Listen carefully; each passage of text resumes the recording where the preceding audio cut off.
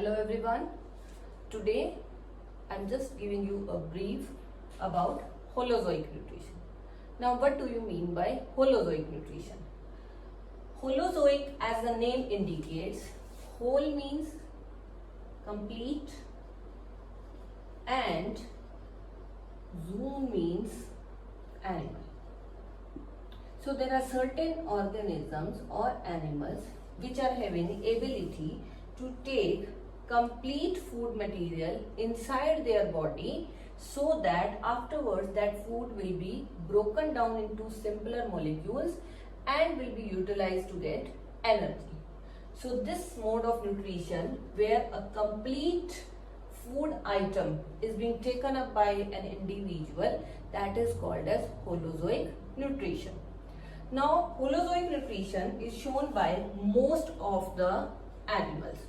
Most of the animals, including human being, as I told before also, human being is a social animal. So along with human being, most of the animals, they have ability to take complete food inside their body and then break down this into simpler substances and later convert it into energy, and that energy is being used out for their growth as well as repair of the body. So these animals are called as animals showing Holozoic nutrition. Apart from animals, we have another organism which shows Holozoic nutrition, and that is amoeba. Amoeba is the name of a microorganism which has ability to take complete food inside the body and later convert this food into simpler substances. Organisms which perform Holozoic nutrition, there are certain steps which are required to be followed, and then this Holozoic nutrition will be completed. Steps involved in Holozoic nutrition are: first, there will be ingestion, that is taking the food inside the body. Then we have digestion,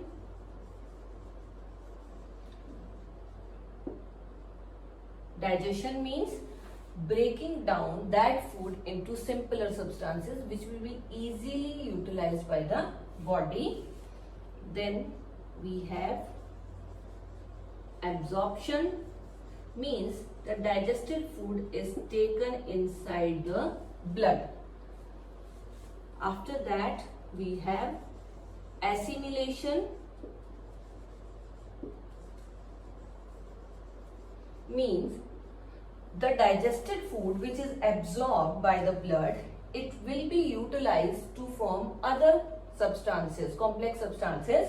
Like we are taking the food, then we must be thinking that carbohydrate was already present in that particular food which we have to, but that carbohydrate may not be actually required by our body.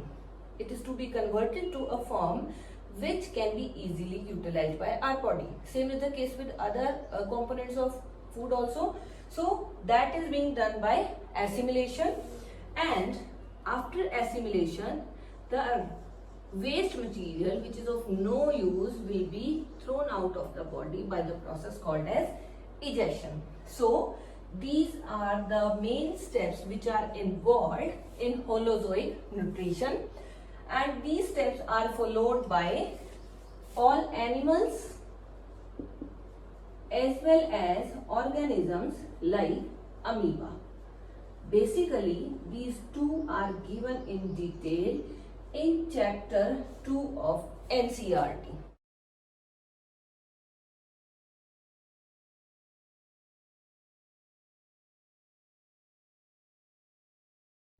Hello everyone. Today we will be just going through the chapter Nutrition in Animals. In chapter 1 we have read about nutrition in plants. So you have read that how plants take their food, and we have read about both modes of nutrition in that, autotrophic as well as heterotrophic mode of nutrition. Now in this chapter we will be reading about heterotrophic mode of nutrition, because animals are not having ability to synthesize their own food. They just depend on other organisms including plants for fulfilling their nutrient requirement. So when we read about animal nutrition, then we need to focus about three things. One is their nutrient requirement, means which nutrient they want and how they can get that particular nutrient. So that is nutrient requirement. Then the mode of that nutrient intake. Their mode of intake is the second thing. And at third, how they utilize that food for their growth, repair and maintenance of the body.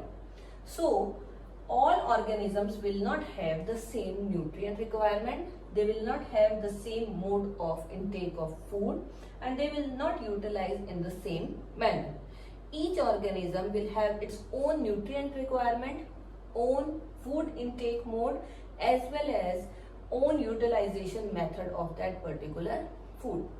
So let us continue with that and read about few organisms in detail. Before reading that, we should be knowing that which are those components of food which are required by any particular organism. There are components of food which you have already read in your 6th class, and these are important for all living organisms on earth in varying quantities. Now first one is the carbohydrate, and we have read that we get most of the carbohydrate from the plants. Then we have proteins,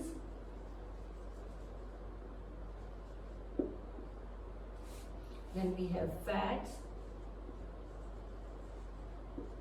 and we have minerals, and we have vitamins.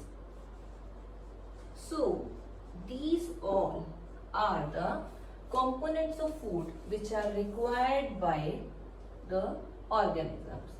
So once you got carbohydrate, it is considered as complex form of food. All these nutrients which here I have mentioned, these are basically the complex form of food, especially these three, and then the complex form cannot be easily absorbed by the body or utilized by the body. So first we need to convert this complex form into simpler form. Every time we know the simpler form obviously is easy wherever you talk about. So in the process of nutrition in animals, basically digestion plays very important role. And what is digestion is breakdown of this complex food. Like if this is a complex food material, maybe it is carbohydrate here, then after digestion it will come out to be in this form, means the simpler form which can be easily utilized by a particular organism. So this is the complex form of that particular nutrient, and this is the simpler form of that particular nutrient. Once we get the simpler form, then it will be easy for us to utilize it for carrying out various activities in our body. Hence, this is the beginning of nutrition in animals. We will be going through different animals, how they are performing the process of digestion and how they take the food before they have to start digestion. Then different organisms have different ways of taking food. All organisms will not take food in the same manner. Like if you talk about bees, they just suck the nectar. Same way, hummingbirds, they also take the nectar from the plants. Then if we talk about infants, infant means very small kids of human being as well as other animals. They take milk from their mother. And if you talk about snake, like python, then it will take its prey and swallow the complete prey and then later on digest it. Means whether it is the bees or the hummingbirds, they take nectar, then that nectar is required to be further broken down into simpler substances. Same way, when infants of human beings and other animals, they take milk, they break down that into simpler substances. And snake, when it swallows a complete prey, then later on it has to digest it to break down into simpler substances. So this is how different animals take. We will understand this better with the help of this following table. Here in this table we have 3 columns. In first there is the name of animal, then we have kind of food and the mode of feeding, means how that particular organism takes its food in. Now first we have snail, and snail will depend upon lower plants, and the mode of feeding is sucking process. So this is for snail. Next we have ant. Now ant can take any sort of food particle. Any sort of food particle will work for ant, and how it takes is by scraping.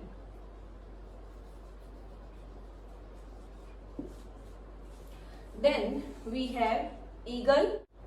It will take lower animals, and what is its mode? It will be taking by capturing it or later on swallowing it. Hummingbird will take the small insects, and its mode of feeding, that how it takes, is capturing.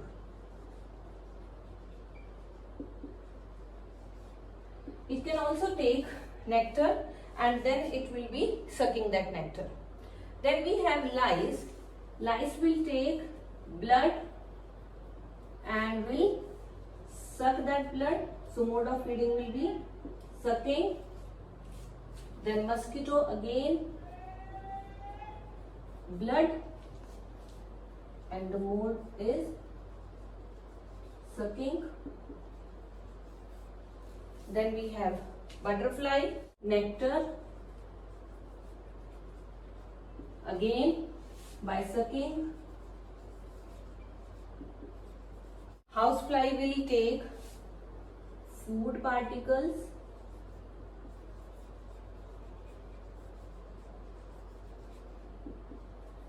that also by sucking. So this is a table. With the help of this, you will get an idea that each organism is not having the same food requirement, and if the food requirement is same, then maybe it is taking a certain part only from that food.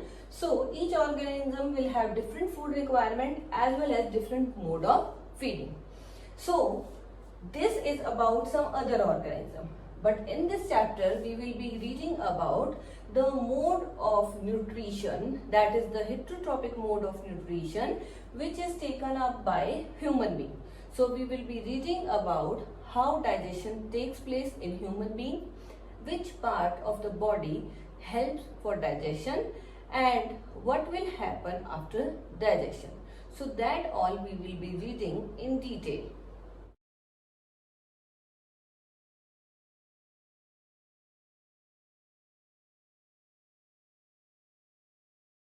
Here we have human digestive system. Human digestive system we must be knowing because we will be reading about digestion in humans in detail. So here you can see there are a number of labelings, and it means there are so many parts involved in digestion process in human beings. Human beings have a well organized digestive system, and along with this it also has certain associated glands which will all together combine the human digestive system. There are two parts of human digestive system.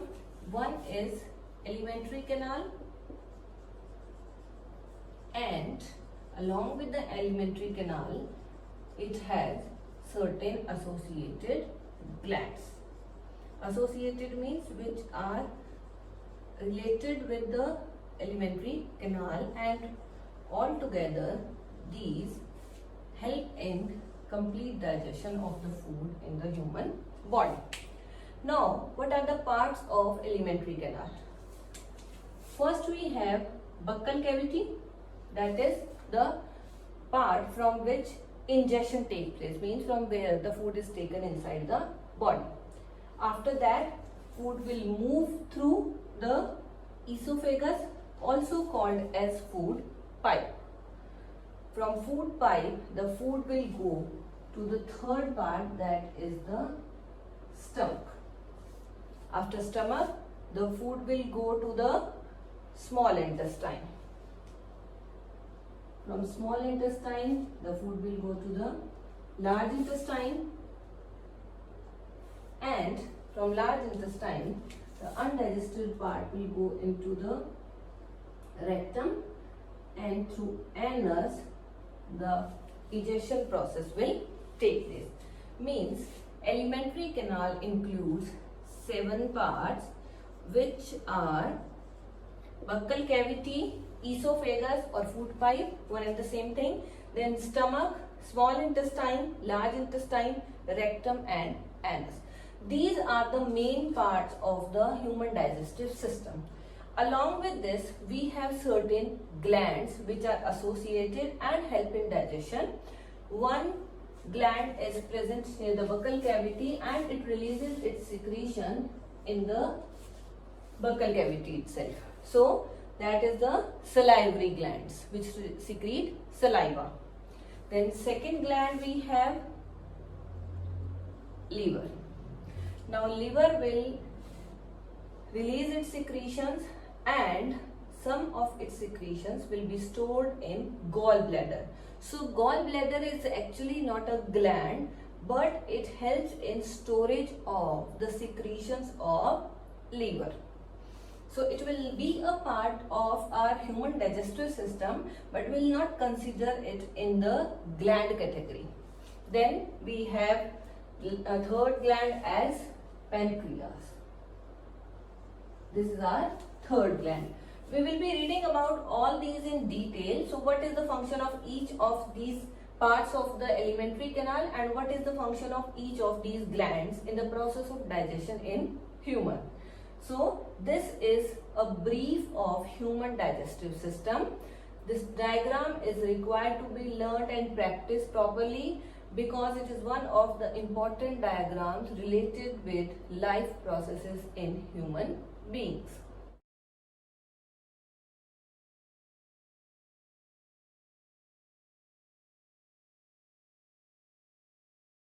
Buccal cavity is the site where the process of digestion begins. So, first of all, we will be reading about buccal cavity. Buccal cavity includes tooth that helps in breakdown of food. Then we have tongue that is responsible for mixing of food along with saliva, and we have saliva which is released by the salivary glands. Now, before we continue, first we will read about tooth in detail. The structure of tooth is drawn here. It has 3 parts: crown, then neck and root. Now, crown is the part which is above the gums, means the part which is visible, that is called as crown. And root is the part which is embedded in the jaw, that is called as the root. and the part between the crown and the root that is just embedded in the gums, that is called as neck. So each tooth have all these three parts, that are crown, neck and root. Now when we read about this structure in detail, we will notice the outer part that is visible to us, that white color part, is called as enamel. Then after the enamel, the next part, this is the dentine part, and these red one, these are the gums. So here you can see crown is the part which is just above the gums, neck is the part which is here in the gums, means embedded in the gums, and root is the part which is inside the jaw. Now this is the root, and inside the root this is the pulp cavity. Now in this cavity there is enormous supply of blood vessels, and even nerves are also present here. Because of these nerves, sometimes we get some sensation, we feel like that there is some itching sensation when we eat something sour or very sweet. That problem occur later, and we will discuss about that also in the tooth decay. So here is the structure of tooth, and in this you have to learn about enamel, the outermost white part. After that we have dentine, then the cavity, that is the pulp cavity, and inside the pulp cavity there is supply of blood vessels as well as nerves. Now once we have learned about the structure of tooth, we must be learning about what are the different type of teeth in our mouth. The first thing you should be knowing is that we have two sets of teeth. Now which are those two sets of teeth? Each person, each human individual will have two sets of teeth in its lifetime, and these grow twice in a life. First set is called as milk teeth, and it is basically growing at the age of around 6 months and up to 2 years of age. And once the child attains the age of 6 years and up to 9 years, all the milk teeth, they will be replaced by another set of teeth which is called as permanent set of teeth. Why we call them as milk teeth? So the reason is very simple. A child who is born up to the age of 6 months is totally dependent upon the milk, whether it is being by the mother or by some other source. The child is taking only the milk. This is why the teeth which appear at that age are called as milk teeth.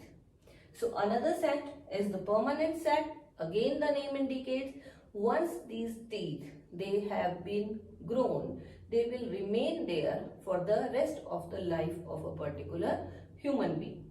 So as they remain there permanently, so these are called as permanent teeth. Milk teeth are 20 in number, whereas the permanent teeth are 32 in number. All the teeth are not similar. The structure of each tooth is same, whereas their function is different. Basic structure will be same. Each will have the enamel, dentine and the pulp cavity, but each teeth will perform its own function. On the basis of the function they perform and their outside structure, all the teeth are categorized into 4 main categories, which are incisors,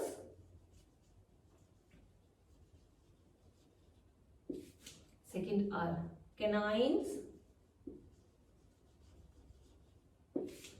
then we have premolars, and molars.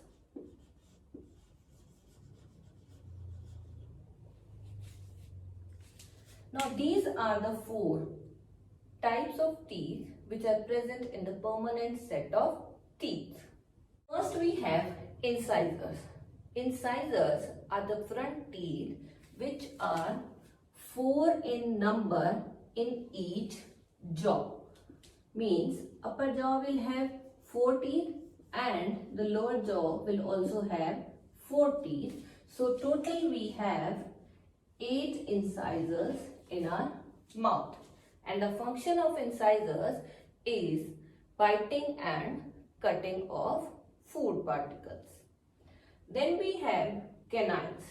These are 2 in number in each jaw and 1 on either side of the incisors.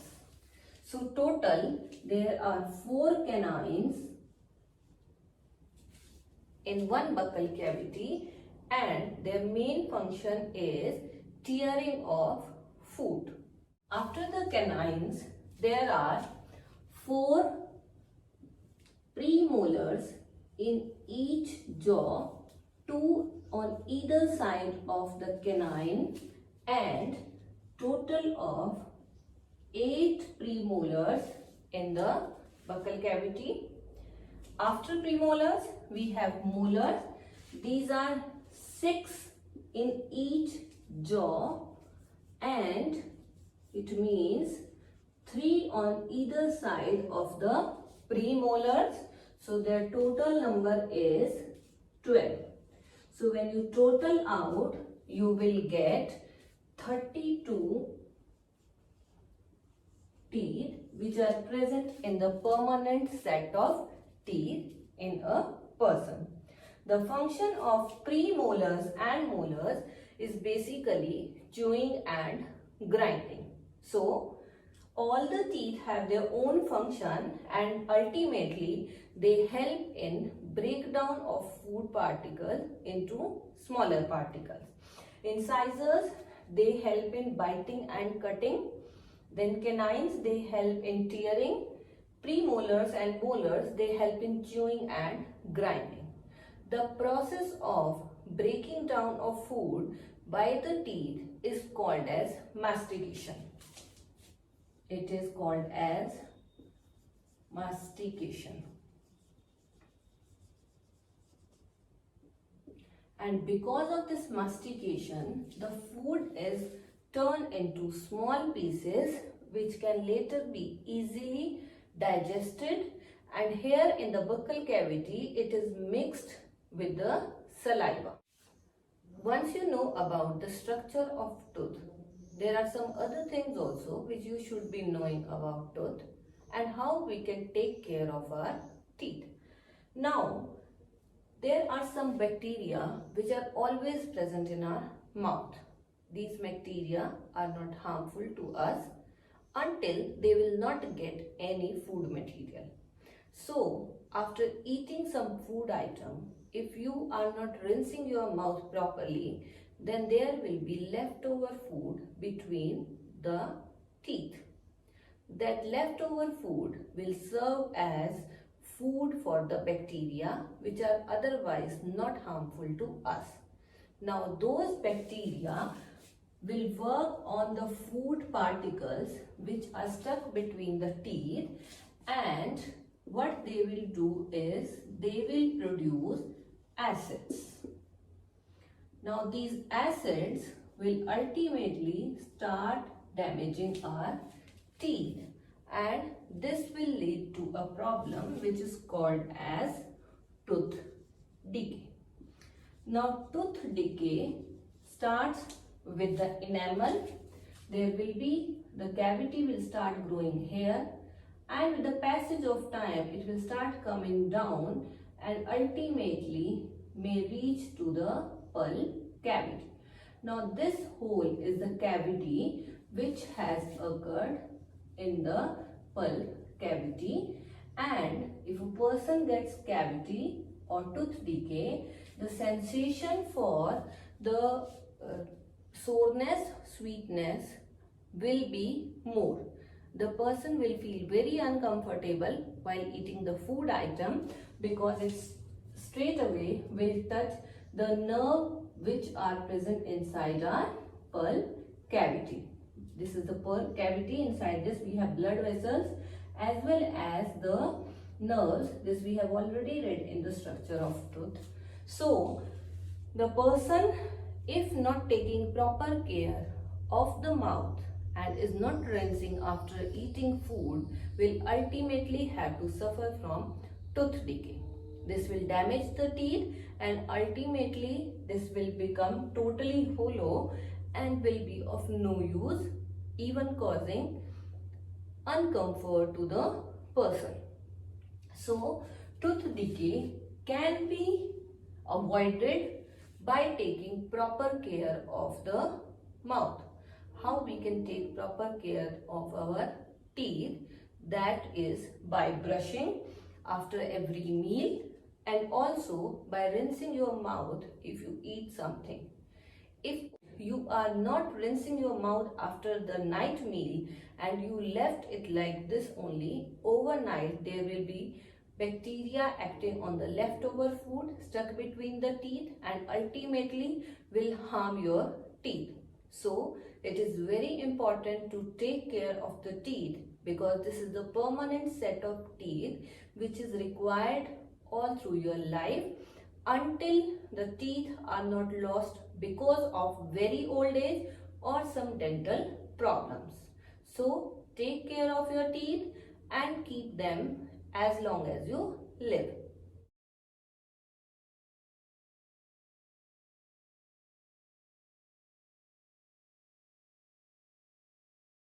The food pipe, or we can also call it as esophagus.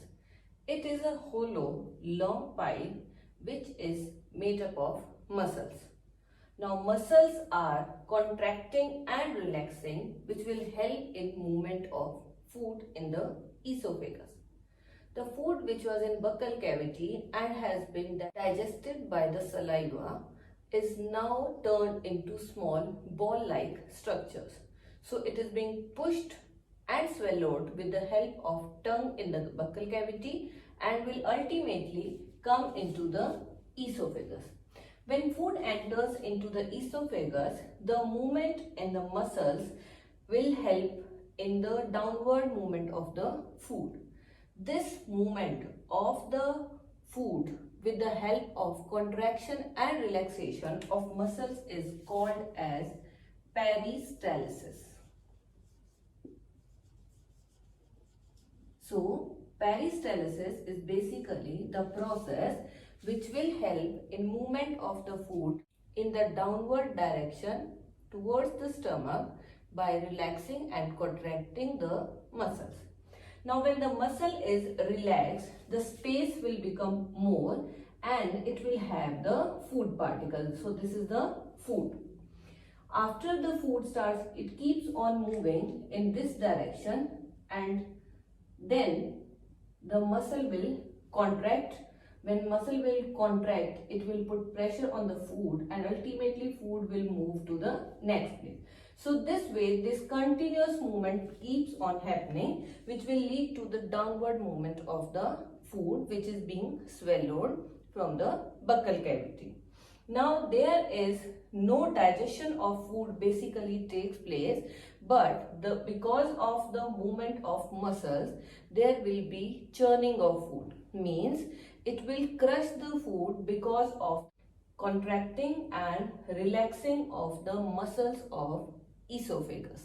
Before entering into the esophagus, the food has to pass through the throat, and in the throat there is a passage which is common for the entry of air which comes from the nasal cavity and goes to the windpipe, and also for the oral cavity that will allow the food to go into the food pipe. So if by chance there is some food particle which will enter into the windpipe, then it will lead to the problem of coughing. So breathing will be interrupted. To avoid this, by nature, we have a valve-like structure which is called as epiglottis.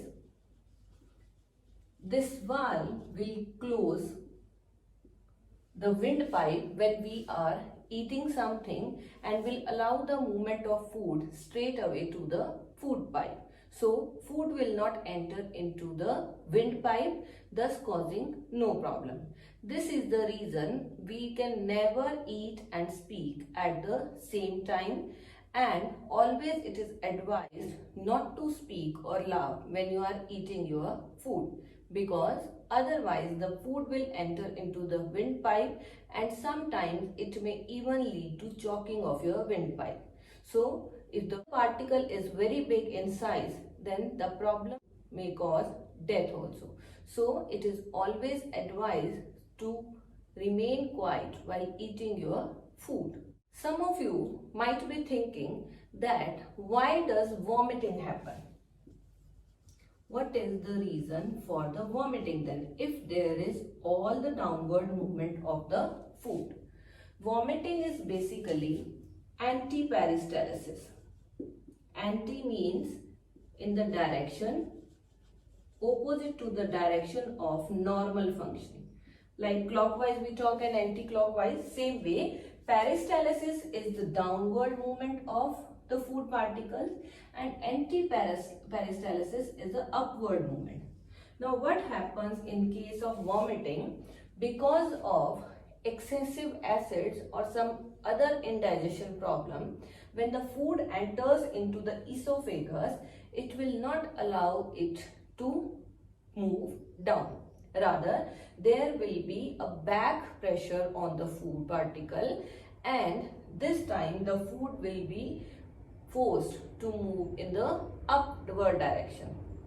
Phenomena will be same, relaxation and contraction of the muscles, and this will lead to vomiting. So peristalsis and anti-peristalsis work on the same manner.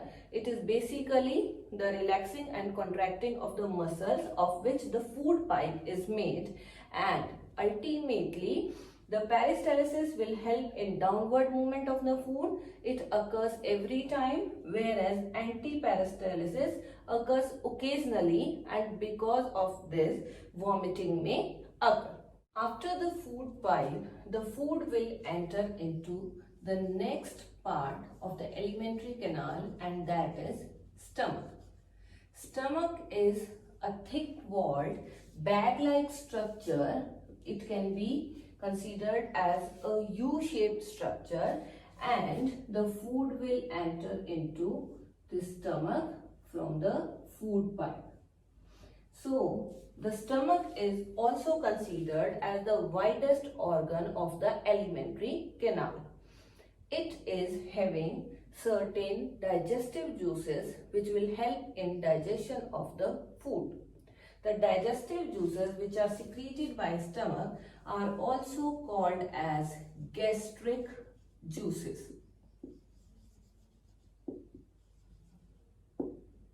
Gastric juices are actually secreted by glands which are present in the wall of the stomach and are called as gastric glands. Now gastric glands are actually helpful for the secretion of gastric juices, and gastric juices include three main components. One is hydrochloric acid,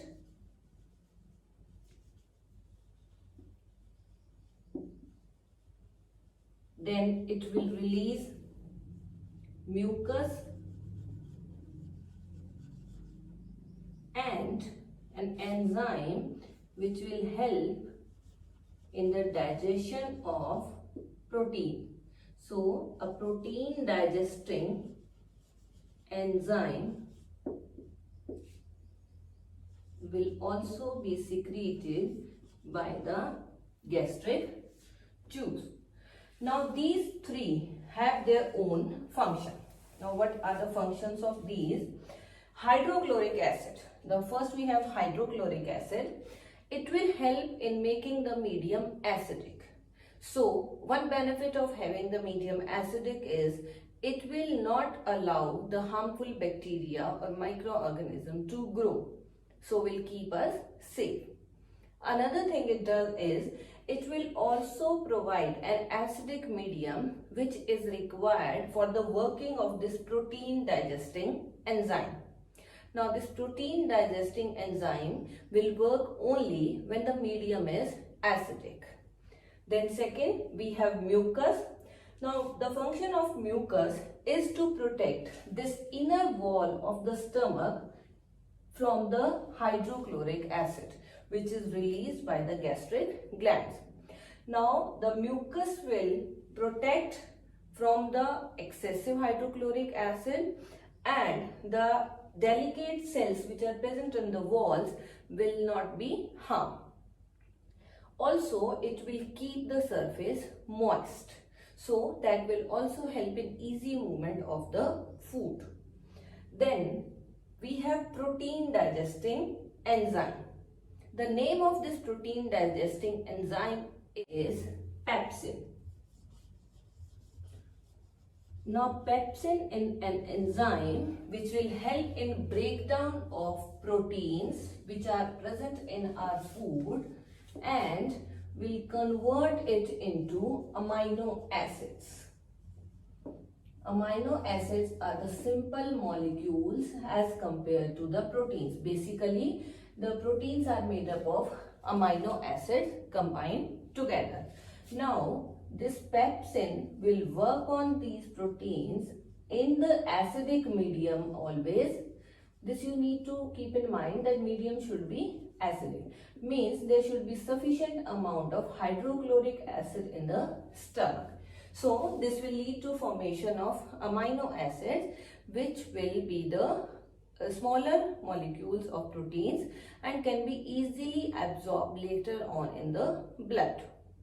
So this process is basically the part of digestion process which has started in the buccal cavity, because in the buccal cavity the starch part of the food has been digested and been converted into sugars. Here the protein is being digested and converted into its simpler molecules which are amino acids. Then we are left with other components of food, how these can be digested. We are still left with the small intestine and large intestine. So what function they do? Let us continue with that.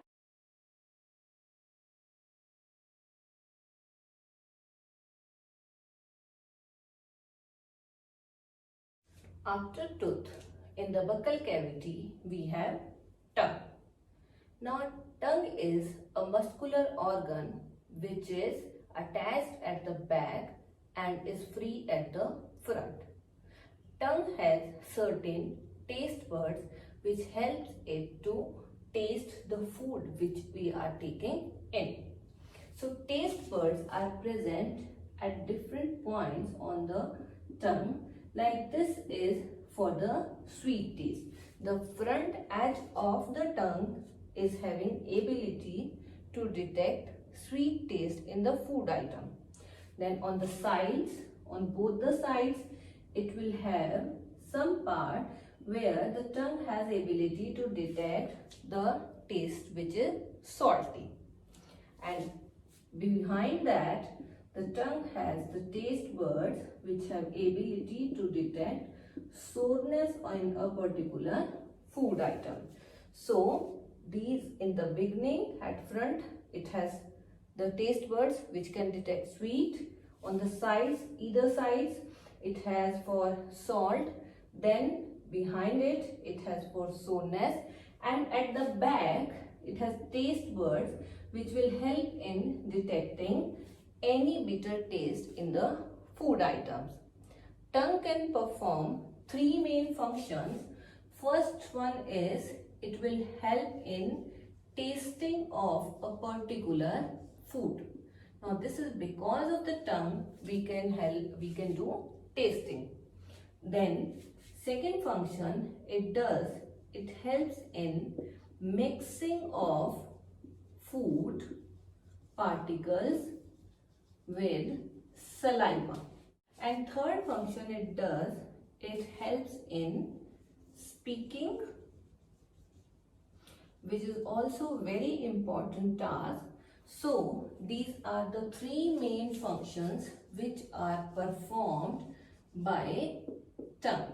So it is also playing very important role in the digestion process in human digestive system.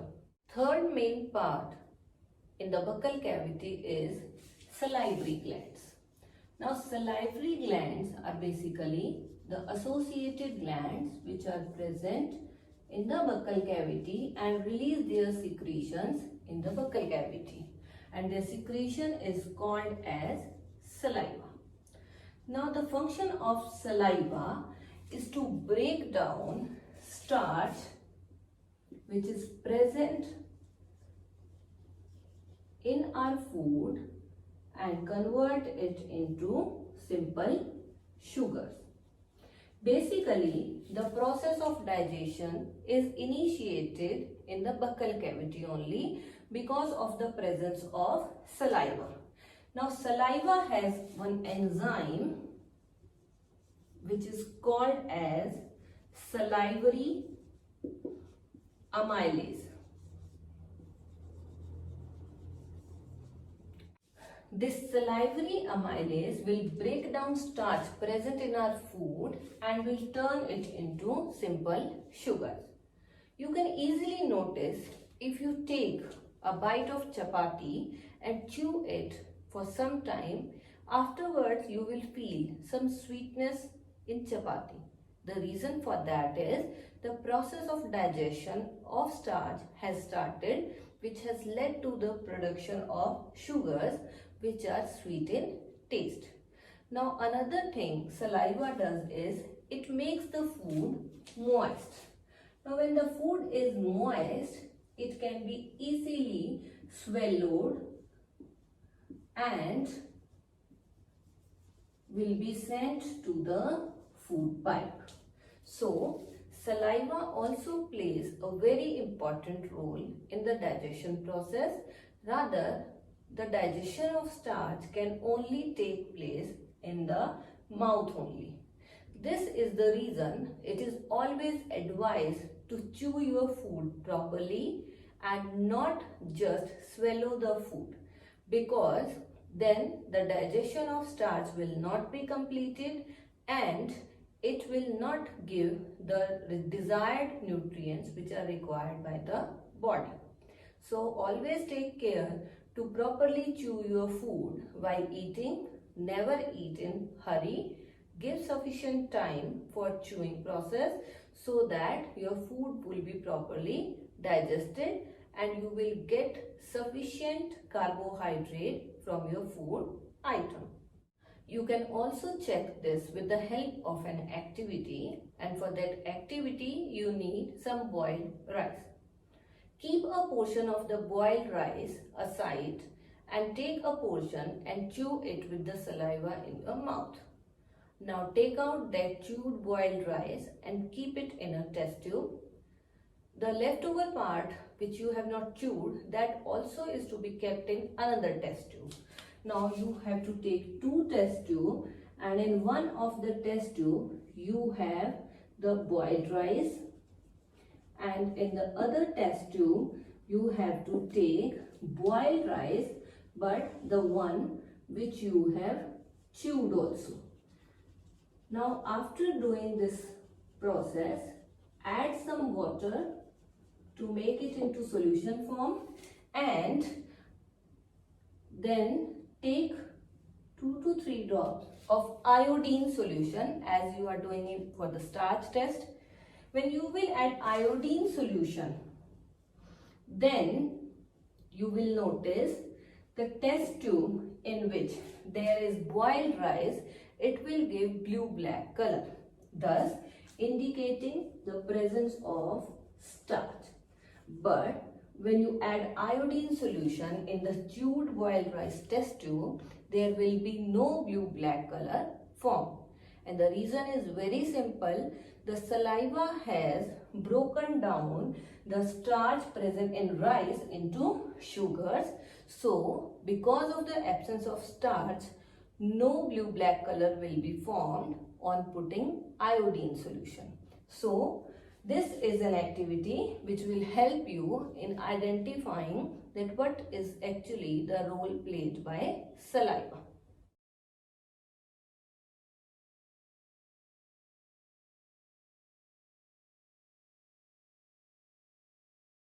the small intestine. Small intestine is the part which receives the partially digested food from the stomach. Now the name is small intestine, but actually it is the longest part of the alimentary canal, around 7.5 meters long. But because it is highly coiled, we feel like it is very small. So this part of the alimentary canal receives secretion from two main glands.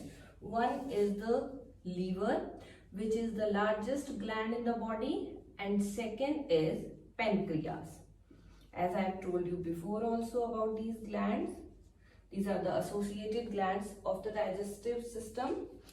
Both of these will release their secretions directly through a common duct into the small intestine. Duct means pipe, means a small part where the exit of these two will join and they will release their secretion into the small intestine. Now small intestine will receive these secretions. Each secretion will have its own components which will help in digestion of a particular part of the food. Apart from the secretion from these two glands, there is also secretion from the wall of the small intestine, which are called as intestinal juices. Now, intestinal juices are also having certain components which help in proper digestion of the food. So, all of the digestion is totally done. Means small intestine is considered as the site of complete digestion. There will be no digestion taking place in the large intestine. The digestion has begun in the mouth, that is the buccal cavity. Then some of the digestion has been taking place in the stomach also. And now the rest of the digestion of the component of food which are left, that will be happening in the small intestine. Now what is present in the secretions from these? First we have liver. Now as I told you before also, liver is considered as the largest gland in the body and it will help in releasing a secretion which is called as bile juice. Bile juice is actually having the property of digestion of fats. Bile juice will be stored in a sac which is called as gallbladder, very close to the liver only, and the secretion of the bile juice will help in digestion of fats.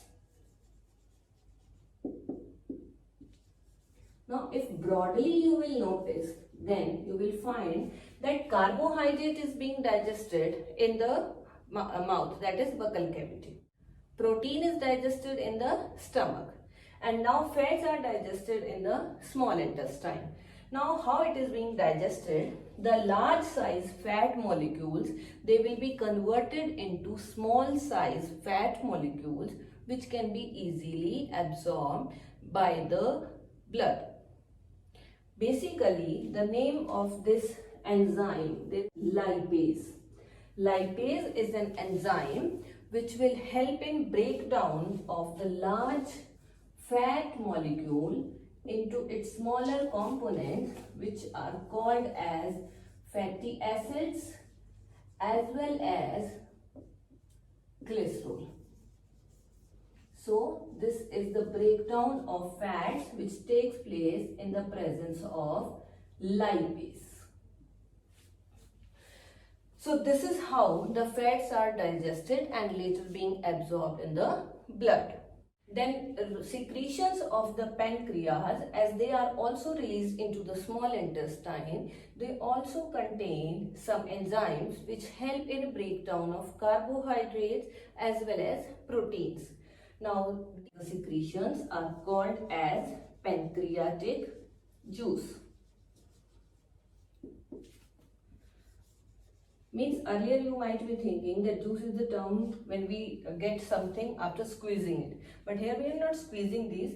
These are the secretions which are released from these particular organs. So pancreatic juice will also release certain enzymes which help in digestion of carbohydrates and proteins.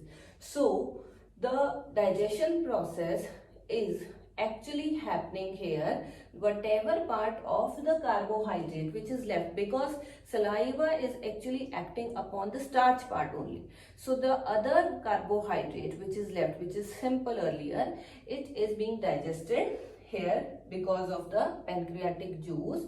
And then in the lower part of the small intestine, all this food when enters, intestinal juice will work on them and ultimately will break down all the three main components, that are carbohydrates, proteins and fats, into their simpler molecules, thus completing the process of digestion. Once all these three main components, that are carbohydrates, then we have proteins and fats, these are being digested by the alimentary canal. These are required to be absorbed. So how does this process of absorption takes place? If you will be thinking that we have other components of food also, like vitamins and minerals, so no need of their digestion because the body is having ability to take them as such. So once these have been converted into their simpler molecules, now next part is to absorb them in the blood so that it can be utilized by the body. Now this occurs in the small intestine only, because small intestine have a structure which is called as villi. Villi are the finger-like projections which are present in the inner wall of small intestine and will help in increasing the surface area for absorption of digested food. Now singular of this villi is villus. So this is the plural. Now the structure of villi will be like this. And you will notice that there will be a large number of blood vessels, like these are the blood vessels which are actually present in the small intestinal wall. And this one will be your, again the blood vessels. So there will be a complete network of blood vessels in the villi, and when the digested food is being absorbed from here, it will be taken up by these blood vessels and will be transported to all parts of the body, where it is being utilized for preparing other complex substances which are required by the body. So that process will be called as assimilation.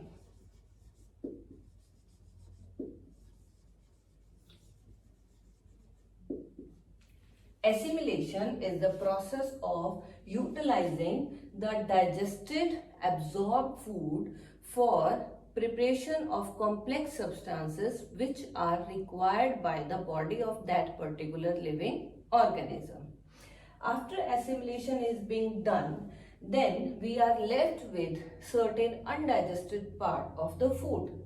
So what is going to happen with that part, that we will learn in the large intestine.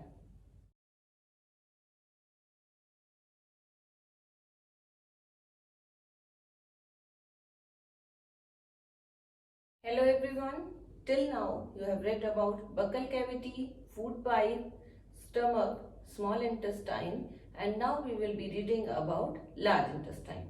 So large intestine actually is not large, but its name is large intestine because the inside cavity of this intestine is very large. This is the reason we call it as large intestine.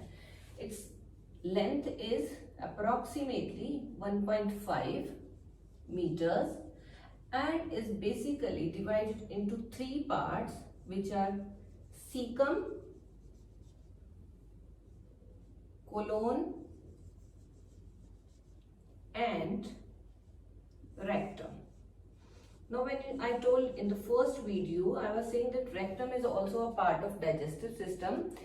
We need to keep in mind that rectum is also a part of digestive system, but actually rectum is a part of large intestine.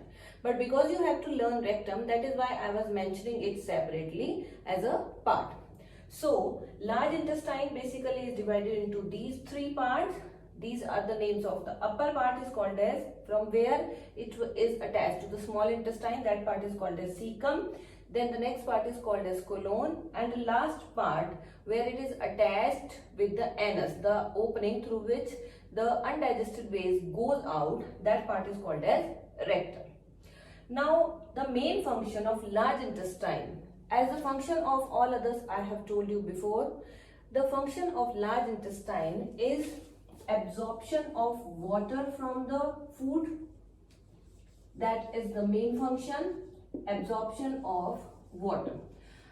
As I told before also, the small intestine is the site of complete digestion. Large intestine will play no role in digestion of food. As much digestion is to be done, that will be finished till small intestine. In the large intestine segment, absorption of water takes place, as well as some salts are also absorbed. After that, there will be left with undigested food. Because everything is food, whatever we eat, that is food. So there is some part in the food which will not be digested in any part of the digestive system. So that part will remain in the large intestine and will be stored in the rectum part, that is the lowest part, in the form of semi-solids. Semi-solid means it will not be completely solid, and it is semi-solid, which is called as feces. Now this feces is to be removed from the body after certain intervals of time.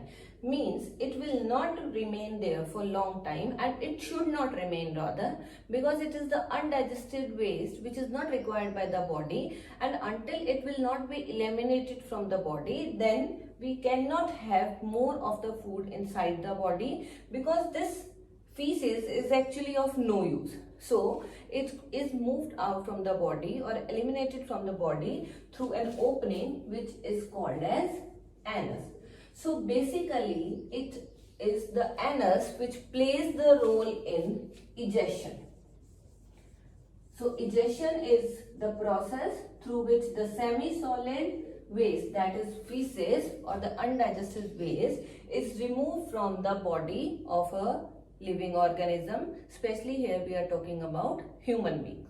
Now when we are done with this anus, now you are totally able to understand that what is the whole process of digestion in the human digestive system. Egestion is the last step in that, because if you go through and recall all the topics which we have covered before in the previous videos, then you will be able to understand that now we are done with whole process of digestion in human digestive system. So let us recall it once, that which are the steps. And you have to keep in mind that anus is just an opening which helps in removal of undigested waste from the body. Like mouth is the site from where the food is taken in for the process of digestion. Now let us have a quick look on the stages of nutrition which we have already discussed while discussing the whole human digestive system. Now first stage is ingestion. Ingestion means the process of taking in food for continuing the process of digestion inside the body. Then digestion means the process of breakdown of the food into simpler molecules so that it can be later taken up by the body. Absorption.